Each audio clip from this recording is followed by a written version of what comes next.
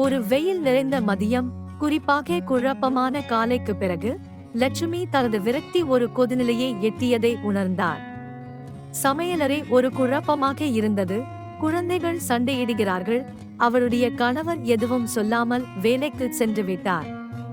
கோபத்தின் எழுச்சியை உணர்ந்தவள் ஒரு கணம் அமைதியை தேடி தனது சிறிய கொல்லைப்புறத்திற்குள் நடந்தாள். அவள் தன் பிரியமான செடிகளுக்கு நடுவே நின்றிருந்த போது அவள் பாட்டியின் வார்த்தைகளை நினைவு கூர்ந்தாள்.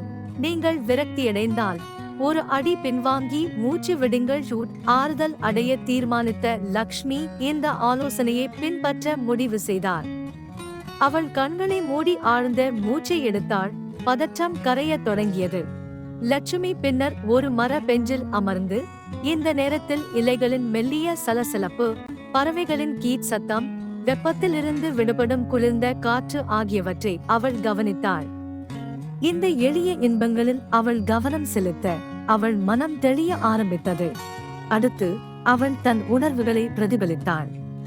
அவளது விரக்தியின் பெரும்பகுதி பாராட்டப்படாத மற்றும் அதிக சுமையாக உணரப்பட்டதை அவள் உணர்ந்தாள்.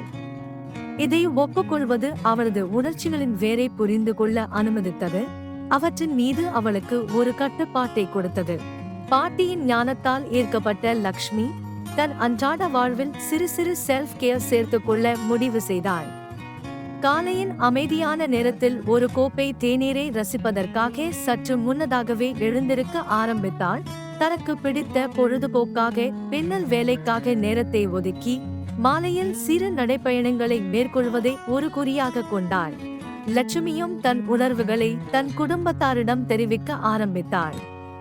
ஒரு மாலை இரவு உணவின் போது சில சமயங்களில் அவள் எப்படி ஸ்ட்ரெஸ்ஸாக உணர்கிறாள் என்பதையும், கொஞ்சம் உதவியும் பாராட்டும் எப்படி மாற்றத்தை ஏற்படுத்தும் என்பதையும் அவள் மெதுவாக வெளிப்படுத்தினாள். அவளுடைய குடும்பம் அவளுடைய போராட்டங்களை பற்றி அறியாமல் அனுதாபத்துடன் கேட்டது மற்றும் அவளுக்கு மேலும் ஆதரவளிப்பதாக உறுதியளித்தது.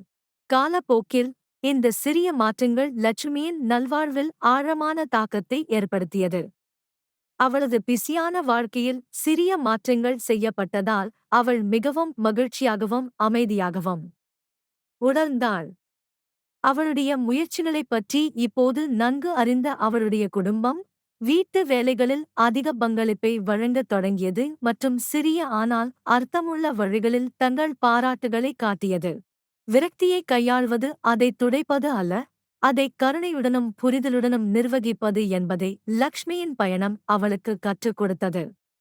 ஒரு படி பின்வாங்குவதன் மூலம், அவளுடைய உணர்வுகளை பிரதிபலிப்பதன் மூலம், சிறிய ஆனால் குறிப்பிடத்தக்க மாற்றங்களைச் செய்வதன் மூலம், அவளுடைய விரக்தியை அவளுடைய வாழ்க்கையில் வலிமை மற்றும் நல்லிணக்கத்தின் ஆதாரமாக மாற்றுவதற்கான வழியை கண்டுபிடித்தாள். அவரது கதை அவரது கிராமத்தில் உள்ள பல பெண்களுக்கு நம்பிக்கையின் விளக்கமாக மாறியது. மிகவும் பரபரப்பான வாழ்க்கையிலும் செல்ஃப் கேர் மற்றும் அமைதியான தருணங்களுக்கு எப்போதும் இடமிருக்கிறது என்பதைக் காட்டுகிறது.